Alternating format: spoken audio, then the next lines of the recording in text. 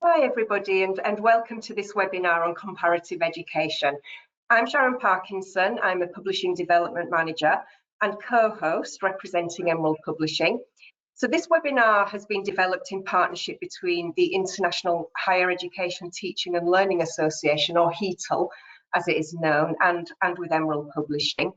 And if you want to find out more about either of these organisations, please look out for a follow-up email after the event, because there will be links through and resources to both. Just a couple of housekeeping and practical points before we start. All delegates have been muted, so if you have any questions, which we do encourage, please use the questions box in the panel on the right-hand side of the screen. We'll try and address all questions during or towards the end of the session. And if you have a question for a specific panelist, then please be sure to include that panelist's name in your comments. I'm now going to hand over to Professor Audrey Falk, who is the Director of the Community Engagement Programme and Chair of the Department of Applied Human Development Community Studies at Merrimack College in the US. She's also the County Director for the US Northeast region on behalf of HETL. So Audrey will moderate today's session. So over to you, Audrey. Thank you so much, Sharon, and thank you all for participating in our webinar today. The content of today's session focuses on comparative education, a critical topic and of great importance for us to understand similarities and differences between educational systems across the globe, and to help us identify promising practices and emerging trends, and also to identify growth areas in the field of education. I am joined right now by 3 panelists and hopeful that we will have our 4th panelist join us shortly. We are having a little bit of technical difficulty with our 4th panelist, but for now we have our 3 panelists who are here with us today to explore how higher education institutions across the world practice comparative education research and how they are taking active steps to use their research to inform policy and practice. So I'm going to name all 4 of our panelists, and of course I'll identify our panelist who is not quite yet with us, who will hopefully be with us shortly. So we have with us Dr. Annalee Adams, who is Associate Dean of International and Access Programs at the University of California, Davis. Dr. Nikolai Popov, who is a professor of comparative education at the Faculty of Educational Sciences and Arts for Sofia University in Bulgaria, and Dr. William Smith, senior lecturer in education and international development at the University of Edinburgh. And then our 4th panelist, who will hopefully join us, is Dr. Terry Kim, professor of comparative higher education and visiting professor at the University of East London. Thank you so much, all of you, for being with us today to talk about comparative education. And I'll start by asking each of the panelists to share a bit about themselves and their work in comparative educational research. And for this question, we will start with Annalee, and then have Nikolai and then William respond. So Annalee, thank you. Thank you, Audrey. Good morning, good evening, good afternoon, whatever time zone you are in the globe. It's a pleasure to join you in this discussion this time. As Audrey, in her introductory words, indicated, this is a very important topic for the globe, not just for individual countries, but for the globe, as we are redefining our future, not just after the pandemic, but all the interconnectedness that we have seen during the last decades to have evolved. My role and my passion for education comes simply because education transforms individuals, societies, countries, and the globe. It's a very simple perspective that I upheld. Of course, it's not the only one. My work, my concrete work that I do, of course, as an associate dean, I do a lot of administrative work, but my role is academic. So I am really very closely connected through the international networks and the programs that I create with my team members, of course, is really looking at what are the practices that we can deploy, but also be mindful of not imposing what values in our own system we should take to other countries, but really be receptive to the fact that education in particular comes from values, evolving societies, historical perspectives. And so my practical work really ties into what we do in comparative education. The administrative part is the secondary part. It's the education and creating education and making access to education a core for any university is very close to me. So thank you, Audrey. Thank you so much, Annalie. Nikolai, please share a little bit about yourself and your background in comparative education. Hello, greetings from Sofia, Bulgaria. My first experience, actually, I met comparative education more than 40 years ago in the early 1980s, when I was a first-year student in the education program at Sofia University. Comparative education was included in our curriculum, and my first impression was that this is the most interesting discipline. In Bulgaria, it was a time of socialism, and our knowledge about what was happening in the world was strongly restricted. The Iron Curtain was everywhere around us. The lecture course in comparative education was something like a small open window to the world of other countries. We studied, there is some mic, excuse me. Okay. We studied the history, theory, and methodology of comparative education, but also the education systems in many countries in the West and education reforms worldwide. Some years later, at the end of my university study, I decided to write a Master of Education thesis in the field of comparative education, and I had a special appointment with one of the Bulgarian comparativists who had been on a study visit to the International Institute of Teachers College, Columbia University, in the middle of the 1920s. When we met, he was a very old man.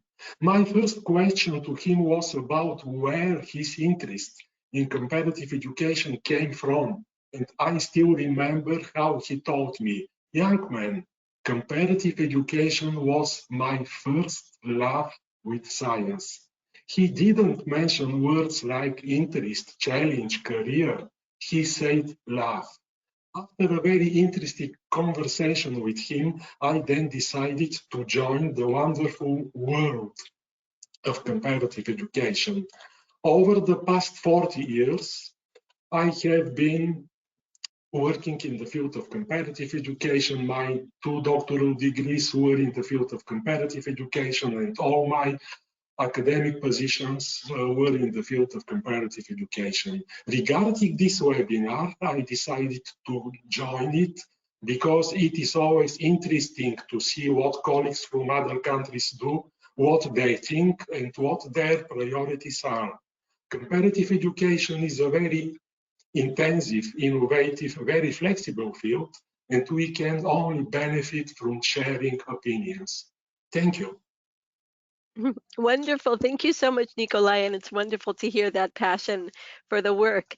William, can you please share a little bit about yourself and your background in comparative education? Sure. Thanks so much, everybody, for having me here today. I want to thank Emerald and HETL for the invitation. I think most of it, similar to the others, is having something that drives you in the field is, I think, quite important. And so to me, it was definitely a sense of inequalities out there. So I did my undergrad in sociology and saw vast inequalities within the states when I was doing my undergrad. and then importantly took a class on globalization and realized that the differences in the states are really minimal compared to what we see globally. And that drove me eventually to get a master's in international development and a PhD in comparative education and education theory and policy at Penn State. And I was interested really in focusing on the barriers to access. I saw education as an important fit for social mobility, but also important for so many other outcomes in development. So for health, for income, for ideas of citizenship, for understanding the world better. And so was quite interested in that relationship between education and development and focusing on the barriers to access and the policy barriers, the other structural barriers to access. That led me, before I was at the university of Edinburgh, my current job, to work a little bit in civil society. I've also spent some time at the OECD and UNESCO's Global Education Monitoring Report. And so in addition to kind of looking at barriers to access, I've also been quite intrigued by kind of the global local relationships, which is an important part of comparative education, kind of the global discourse, global goals. I spend a lot of time looking at the SDGs now.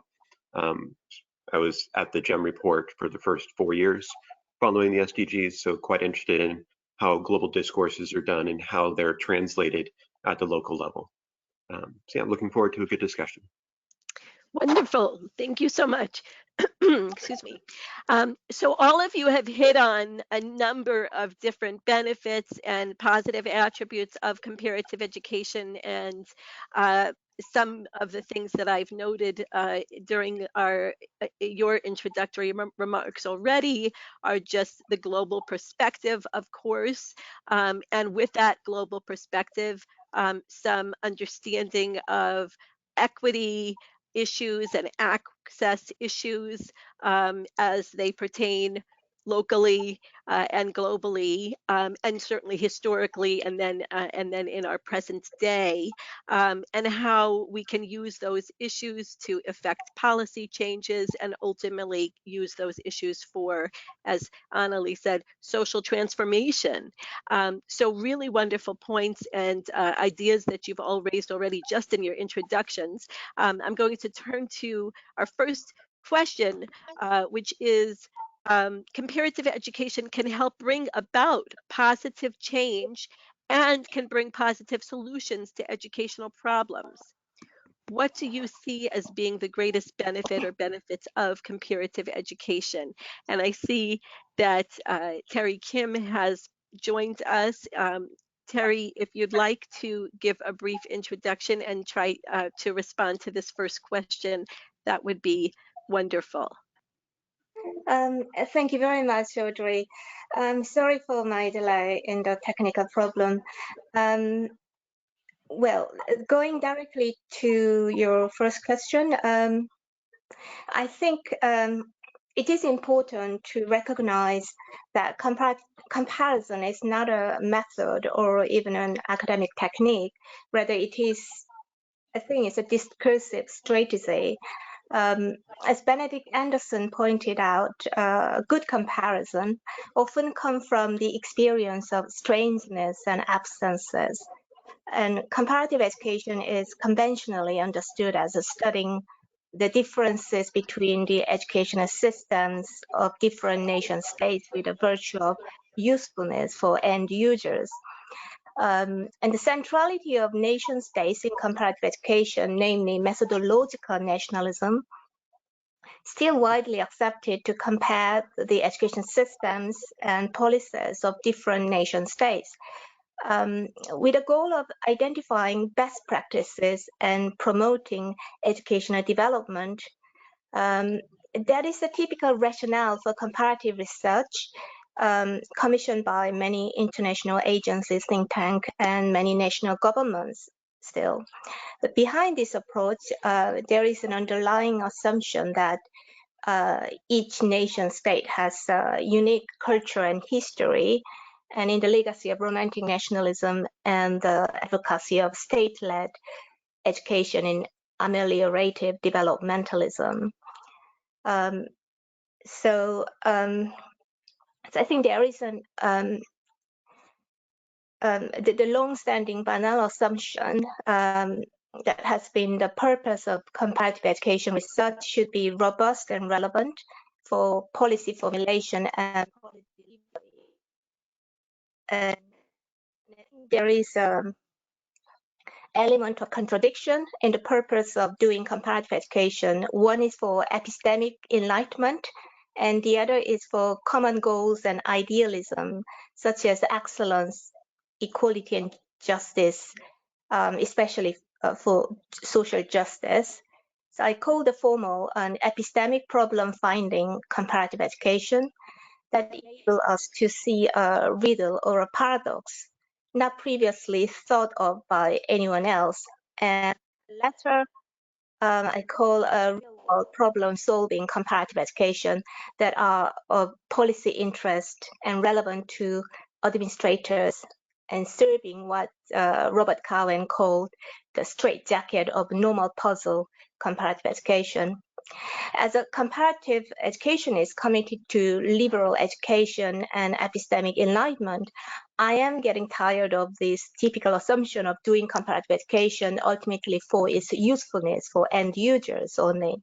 And I find the biggest benefit of comparative education pedagogically in the ontophenomenological inquiry about the intricate relations of entanglement between knowledge and identity, and between home world and daily world. Yeah, I will stop here. Thank you so much, Terry. William, I'd love to have you respond to this question. Sure, thank you so much. So I think I would agree with Terry that the traditional assumption that comparative education is really us comparing at the nation state level for benefits of the end user is a limited view. It's important. I take that approach sometimes. I think you need to be cautious with it. But when I was looking at this question, I think there were a couple of things that spoke to me. So one, which I think is getting a little bit to the epistemological approach that Terry's taking here, is really one of the big positive things that I think you can come from comparative education is really a respect for different experiences and knowledges, right? So that sense that, yes, my history is grounded in a certain experience and certain family experience and background, that it's not the only one, and there's quite a large variety of experiences out there and ways to understand the world. I think that's important. And it also encourages this type of intercultural communication. So it is about opening up the world and understanding each other, and I think valuing each other.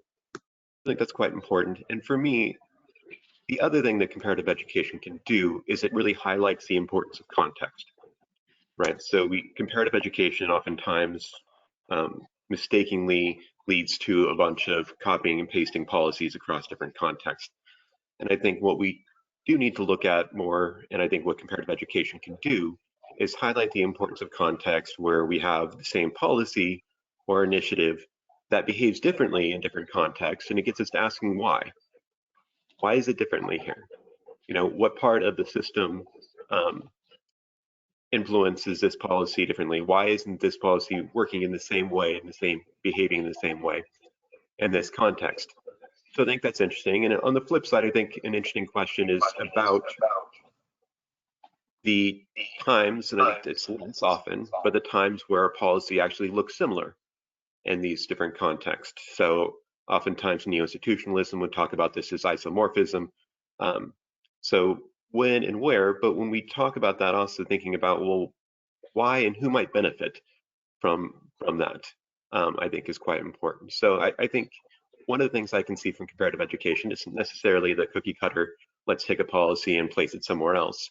But when we do move policy or transfer policy, why does it behave differently? And really, what is driving it? What's the importance of the context in this? So that's for me. Thank you so much, William, and both of you for those thoughts about how to really use comparative education in a really deep and critical way to understand the differences and similarities between our nations and our communities worldwide, and to develop a more a greater appreciation for and respect for the different cultures and ways of practicing education across the globe.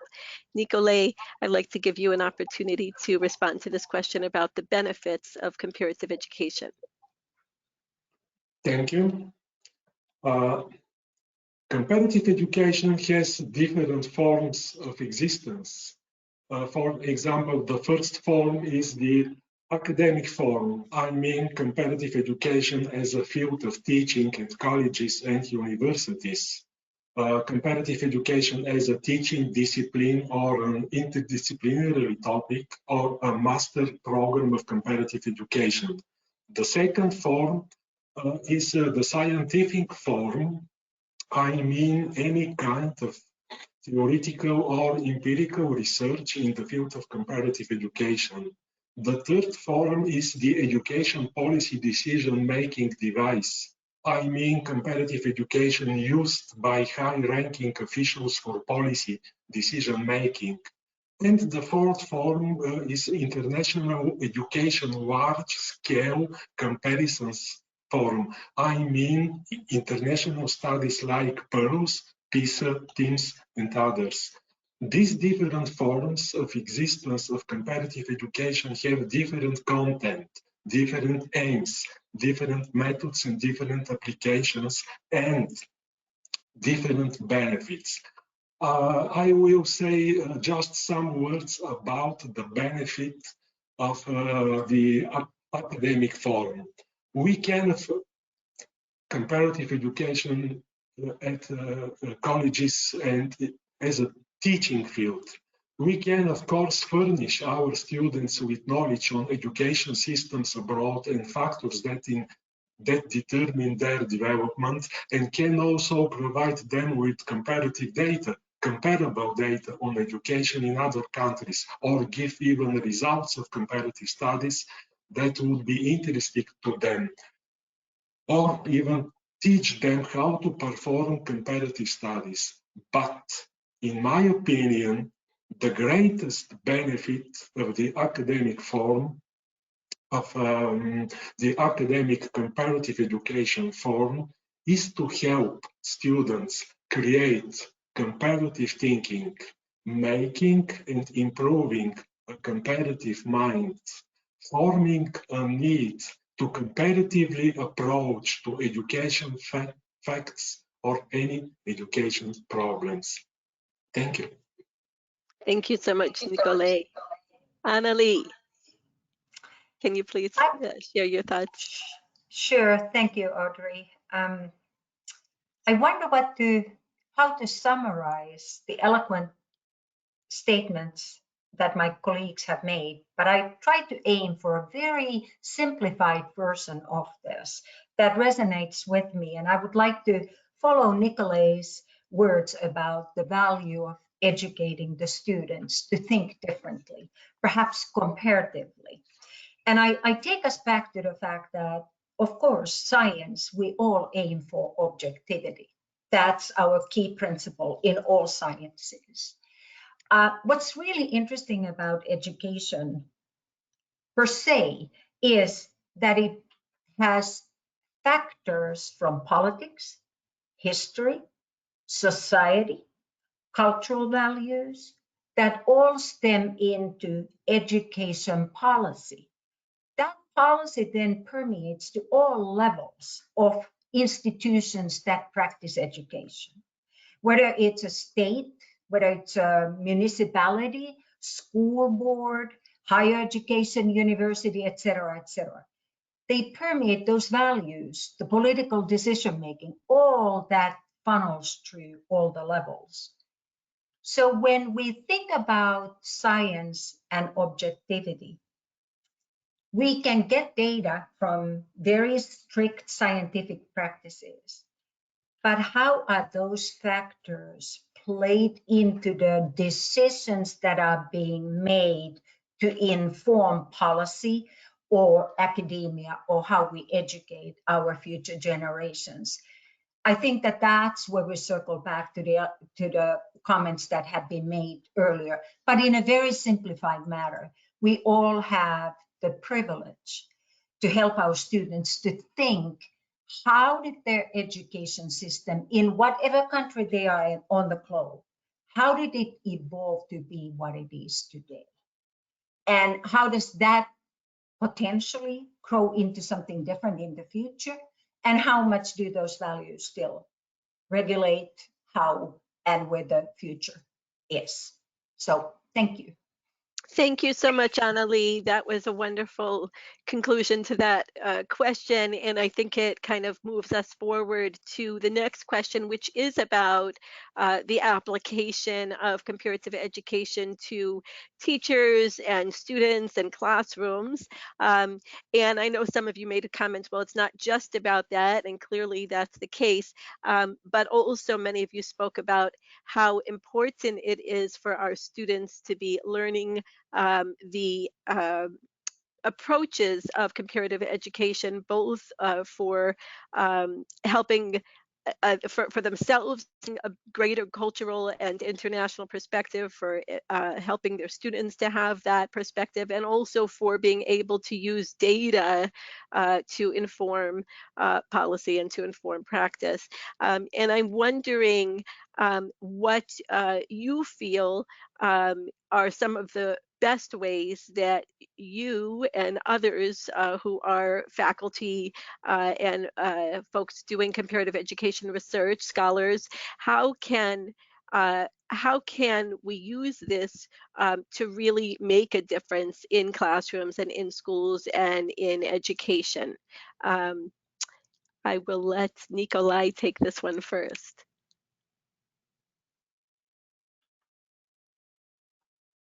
Thank you. This is a very, very large topic for discussion, and I will be very short. And I would just like to share some experience in this regarding this question. In practice, some Bulgarian experience. In practice, teachers can use some of the above-mentioned benefits while attending international school projects between schools in different countries. Today, in Bulgaria and all countries in the European Union, there are many, really many options of international cooperation projects between primary or secondary schools in the European Union. Both teachers and students can participate in such international projects, and if teachers have received some knowledge in the field of comparative education during their university study, they can definitely better understand the situation in foreign school systems and successfully cooperate with teachers from other countries. I have received information from many teachers who were my students at Sofia University, and they shared that the knowledge in comparative education they received during their university study is very useful for them while they participate in these international school projects financed by different European Union programs. Thank you. Thank you so much, Nikolai. And I'll turn it over to Annalie. Thank you. I think Nikolai brought up some really good points. Collaboration across the borders, using case studies in your classroom, having students really look into broadly other countries, really broadens their horizons to understand what William spoke about earlier, the contextual factors that really play into the education policy making, decision making at any level in education. But I also think that it teaches students critical thinking skills. And when our teachers, provided those we teach become teachers, not all of them will, some of them will go to other occupations, of course. But when teachers have good critical thinking skills, they also think, they don't just assume that what is presented to them in their given context. Sometimes you have a very regulated curriculum. You don't have a lot of freedom to actually go outside your assigned curriculum. But by bringing to your classroom practice the critical perspective, that helps even your students that you're teaching at the third grade level to see the world in a different way. And that helps the student to become, it's multiple layers of people that the impact really is when we teach teachers to think comparatively, when we have the analytical thinking skills in terms of how do you read the data, what data points are relevant to any given culture, et cetera, et cetera. So I think that there are very many benefits that we need to feature in that regard. Thank you, Audrey. Sure, thank you so much. That's fabulous. Terry, I'd love to give you a chance to respond to this question. And I wonder too if you might add whether you know examples of ways that comparative education research have been pointedly used to affect student learning, student retention, and other kinds of educational issues that are important, again, at the local as well as global levels.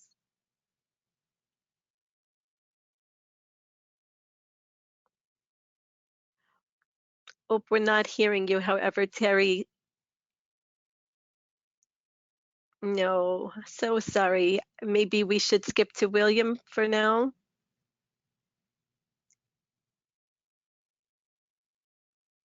Okay. All right, so let's see what I can do. I think so far we've had some really good responses. I especially like the critical thinking, because I think when we're talking comparative education, but really any class in higher education, that almost getting students to ask the key questions is more important to get them to answer. So the fact that they're inquisitive and they're asking good questions, they're thinking about the underlying assumptions. And so I often talk in my classes about developing like critical consumers of comparisons. So thinking about the comparison, but also why is it appropriate? Why is it important? What is actually being compared is quite interesting. And then we've had a lot of conversation on kind of the exposure to other systems, to other examples, to other education practices. And I think that's really important, because I get a little nervous when I think about outcomes just being test scores. And most of my work that I'm best known for is around the global testing culture and how that shapes everything else. And so I get quite nervous when we think about, okay, it's just exams, it's just assessment, and so forth. I think there's really important outcomes as far as understanding cultures and systems and approaches and so forth that are there for our students. And exposing them through case studies. As a teacher, you can make sure the case studies you have are diverse, and thinking about different types of education, informal, formal, non-formal, but also different levels of education from different cultures and backgrounds. And one of the ways that you can also bring in diversity is by bringing in guest speakers. And so thankfully, like today is a great example of the fact that we can have people from all over the world come in. So if you're not familiar with it, if you want to bring in some diversity and expose students to other examples or experiences, then bringing in somebody remotely via a guest speaker, I think is great. And then the final thing for me is I'm thankful that I'm currently working in a program that has a fairly diverse student population. And we need to think about diversity as more than just across nations, right? So there's diversity in experience. So we have some older students and younger students. We have diversity within country as well. So it's not just by nationality. But I think encouraging open discussion, having students share their own experiences is important. It shows that we value their experience, and it does promote peer learning. So I think those are some of the things we can do in the classroom. Thank you so much, William. Terry, I'd love to give you one final opportunity to see if we can hear you to answer this question. No, oh, I'm so sorry, Terry. I think we'll go ahead and move on to the next question. I loved all of your responses, and thank you so much. It's really fascinating to hear each of you share your perspectives on this work and the importance of the work and how this work translates into the classroom. And I very much appreciate what I would say are really collective responses and energy and synergy around the importance of using comparative education in classroom context to expand students' worldviews in a very general kind of way, just to be exposed to different cultures, histories, political, social contexts, and to be able to think about similarities and differences, and also to think about the fact that just because we do certain things in a particular way, it doesn't mean it's the only way to do them or the best way to do them. So all of those are really wonderful themes that you all have been highlighting, and I think are so important and really helping to elevate the value of this work in our society and societies. So next is a question about challenges of comparative education. So comparative education in the international context is challenging. Having an international comparative education research agenda, pursuing a research agenda in an international context, it has its challenges. And how do each of you address those challenges? So I think let's start this time with William, and then we will go to Annalie and then Nikolai. Thank you. Thanks, Audrey. So I think I'm going to just identify two challenges that I see in either my students' research or my own research as well. And the first is just being a little bit more cautious about the comparisons we are making. So I think oftentimes in comparative education, I see there are issues with making what I would talk about as appropriate comparisons. And this is exemplified sometimes in the media where they really oversimplify differences and they put things into kind of binary us versus them categories. And I think part of this is due to the fact that our what's understood as the reference societies have changed over time, right? So previously, let's say in the 20th century, that we are comparing usually countries or regions with similar histories and cultures. And now we're looking at comparing everybody to a different reference society, which is usually our best performing systems, right? So now we have everybody compared to Finland or Singapore, and these performance are usually based on league tables, global learning metrics, or international tests like PISA. And these positions on tests have then become the only definition of quality. And so I think we need to be really careful when we start comparing countries in this manner, because it's not quite clear why we would compare a country like Peru, for instance, with Shanghai, a high performer, and PISA. So I think we need to be more careful in how we justify our comparisons. What is being compared at what level? Why is the comparison appropriate? One of the things that I really like and I use in my class is, it's not quite from comparative education, but I think it's a very useful chapter. It's Peter Lohr's 2011 chapter.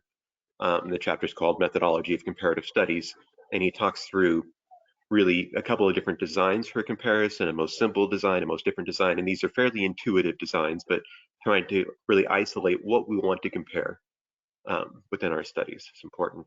And briefly, the other kind of personal challenge for me when I'm working in the field of education and development is recognizing that I am a white male from a colonizing country. And so it's really important to recognize my own privilege with that. And I try to break that down some by making sure that I work with partners in the countries that I'm working with, that we're trying to co-construct research, making sure that they're driving the questions and that I'm not assuming questions or assuming knowledge there, that I'm recognizing my own privilege, I'm reflecting on the positionality, and that that's happening in the planning at the very beginning, but also in the conducting and the writing of my research. So those are some of the things that are challenging for me. Thank you so much, William. That was amazing. Okay, and I told you the order, and then I think I forgot the order. Did we say Nicole's next? No, You said Annalie. I would be. Okay. Okay. Yeah, it's very difficult to follow William. I mean, his response was very insightful, and I second, and I'm not going to repeat what you already said because those are the points, key points. Understanding your own privilege, especially if you come from the Western world, is something that has to be at the core of your agenda. You have to honor, you have to listen more than say.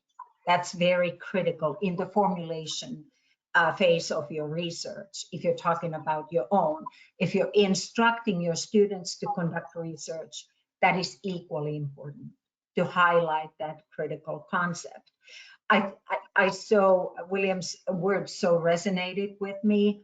I would like to, if I briefly may, give an example. I taught educational leadership in a doctoral program, and my students were school principals. And once they learned that I was born and raised and went through my university undergraduate degree in Finland, they all said, we are going to go to Finland and copy the Finnish system, and we're going to implement that in our district. And I said, not quite so. You know, it really was a key point, William, because I think that it behooves us as educators to pause and really instill to our students what this is about, and not to go and just think that you can go and copy a system and implement that it's really the evolution that has impacted how your educational system got to where it is. And that goes back to the critical thinking and also to what William spoke about earlier, the inquisitive mind, informing, listening, and then formulating your questions. Luckily, as a solution to some of this is we have wonderful networks of comparative education in the world, and we have partners. And I think that we have a lot to contribute to the world, the African continent, the developing countries. There's a lot that we can give. So that's my points, Audrey, to add on. Wonderful. Thank you so much, both of you. And again, lots of very common ideas and common themes around the idea of participatory research and really identifying our own privilege and working in true partnership and disrupting kind of systemic inequities through our practice of research in more equitable and respectful and ways. Nicole, would you like to take the opportunity to respond to this question as well? Yes, it is very difficult to continue after William and Annalie, but anyway, I would like to focus on three challenges. The first, the main challenge to comparative education is to be relevant to the current situation in the own country, as well regionally, internationally, and globally. Comparative education should be strongly relevant to current education needs and problems. I have seen how students are much interested in the comparative education course when we discussed topical issues, and how they merely lose interest in aspects which are far from their daily education life. The second challenge is finding new units for comparative research. The old and the current units that are usually compared are not enough and are not interesting to students, teachers, and policymakers. By old units for comparative research, I mean the classical aspects of school systems, aims, leadership or management or governance, no matter what we will study, finance, structures, curricula, teacher training. By current units, I mean globalization, migration, minority groups, vulnerable groups. We need finding new units for comparative research. And the third challenge is, in my opinion, is developing closer research or even professional connections between specialists in the field of comparative education and specialists in other comparative sciences. Comparative education is very often more comparative than education. So we need strong research cooperation with specialists in other comparative sciences. Thank you. Thank you so much. Wonderful. And Terry, let's see if we can hear you this time. We'd love to hear your voice again. No. Oh my. Okay. I'm so sorry, Terry.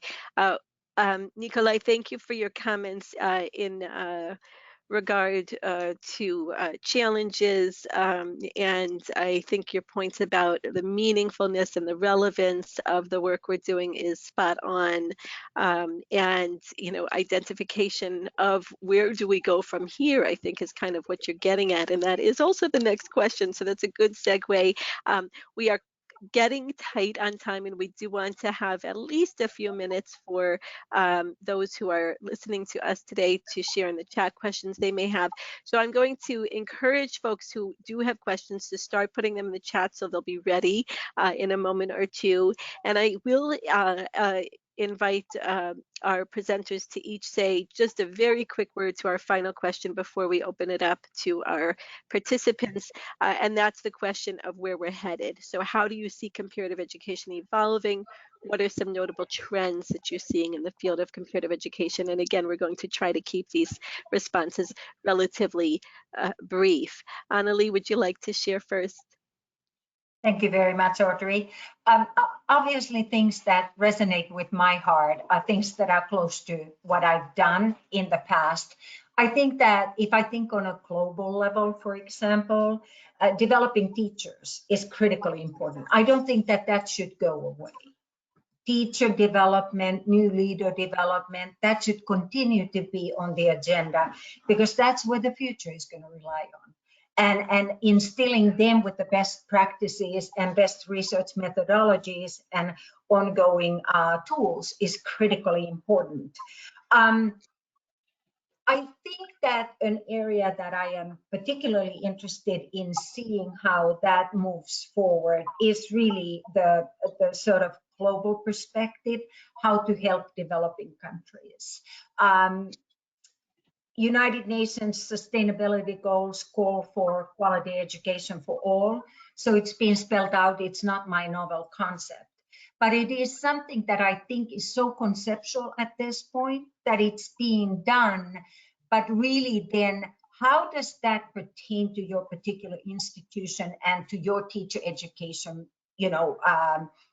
program, for example? How does it pertain? How is it inserted into your undergraduate in teacher education or education program or whatever you call it? There's so many different names. And how does it go through the curriculum?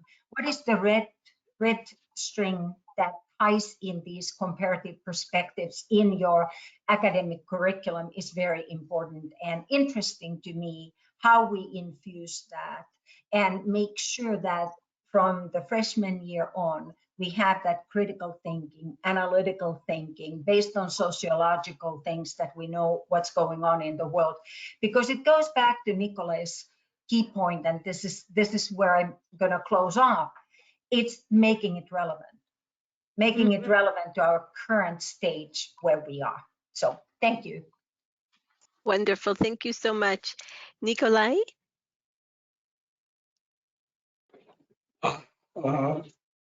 About the trends, yeah? Yes, right. Yes. Trends. Yes. Where is Okay. the field headed? Okay. I will focus only only on two visible trends. The first one is establishing a variety of sub-comparative education fields, specific interdisciplinary comparative research fields. For example, I and a couple of colleagues from different countries have been working on establishing a new comparative field, comparative school counseling. On the one hand, the content fully depends on school counseling problems, but on the other hand, the research methodology is from comparative education. However, this is not a simple application of the comparative method in school counseling matters. It is a well-organized combination between school counseling and comparative education. This is the first trend, establishing a variety of sub-comparative education fields. And the second trend is, and actually this is my conclusion, there is no one comparative education. There are many comparative educations. Comparative education is what comparativists do. There are many definitions of what comparative education is, but in practice, comparative education is what we, the comparativists, do. When I talk about comparative education to German colleagues, or to Scandinavian colleagues, or to Australian colleagues, we actually we speak in different languages. I mean different comparative education languages. We talk about entirely different disciplines. Thank you. Thank you so much, Nikolai. Terry, would you like to see if your speakers are working now? No. Okay, William, if you can please respond to this question, and then we will move on to the. Yep. So very briefly, I think when I look at trends, there's, I think, two ideas or concepts that I think are going to be more prevalent in comparative education research in the future. I think if you're not familiar with Bartlett and Varvas's work in the last 5 years on comparative case studies, I think that's going to be more important methodologically in the field, especially what they talk about as a transversal dimension of their case studies, which is typically following a policy over time and context. I think there's a lot of good stuff that's going to come out from that. And the second thing, which I think captures some of the ideas of futures of education and so forth, I think we'll start hearing more about potentially what has been talked about in business and leadership studies as a VUCA world. And VUCA stands here for volatility, uncertainty, complexity, and ambiguity. And I think coming out of COVID, but also looking at issues of climate change, looking at issues of refugees, we're seeing the need for more flexibility, rethinking about what education is, how is it delivered, and so forth. So that type of flexible response to uncertain times and disrupted education patterns, I think, is going to be more important in the future. Wonderful. Thank you so much. Terry, one last attempt. Do you want to try to speak? No. Oh, okay. Well, I want to thank each and every one of you for all those wonderful responses. Your answers to this last prompt were amazing, really great ideas about the future of comparative education, focusing on the interdisciplinary nature, opportunities for cross-discipline work related to comparative education and sub-disciplines, the policy work, and also just thinking about best practices in teacher development, which of course is the heart and soul of education to benefit our teachers and our students. We have just a few minutes left, and Sharon and Andrea, who are friends from Emerald, are here to assist us in seeing if we have any questions from our participants. And again, questions, especially given the short time, maybe you may wish to identify a particular respondent, feel free to do that in the chat. Are we seeing any questions at this time? We are actually, more than I was expecting. So we've had quite a lot of questions. So I think we're just going to have to handpick a few at this point. And what I will say is that any that don't get answered, I will follow up with the panelists and see if we can get some kind of written thing together that we can circulate to the attendees. So the first question, I think it's fair to just go in order. So the first question that appeared, it was somebody saying, well, thank you for the introductions and the invite. And from your extensive research, have you found a particular region that can act as a role model to other regions, or are they all equally in need of development? So I don't know how you want to handle that, Audrey, whether you just want to have one panelist reply and then we can move on to another question perhaps. Yes, I think that's a good idea. Is there anyone who wants to take this one in particular? Would you like to take it, William? I mean, I can. I think it's really difficult to think about you can learn everything from this particular region that you can copy elsewhere. I think it really is about what you're going to look for. There are strengths in each region and each country. And so I would think we would need a lot more specificity around what exactly you're going for. Sometimes my students are coming in and they're thinking, oh, I'm going to learn so much from the UK system to bring back home. And there's that assumption. And so I think, yeah, I would be very cautious to think about, okay, yes, there is a role model region out there. There's not a role model region for everything. There's not a role model country for everything. Thank you so much, William. Okay, so another question. Somebody says this is very interesting, but is it not the norm that the West thinks their education is more superior than developing countries? Similar kind of question, sort of. Annalie, would you like to take that one? Oh, I would love to. Of course. Don't we do it in any other aspect of life as well? Yes. And this is why we need comparative education. We need data, objective data that proves us otherwise.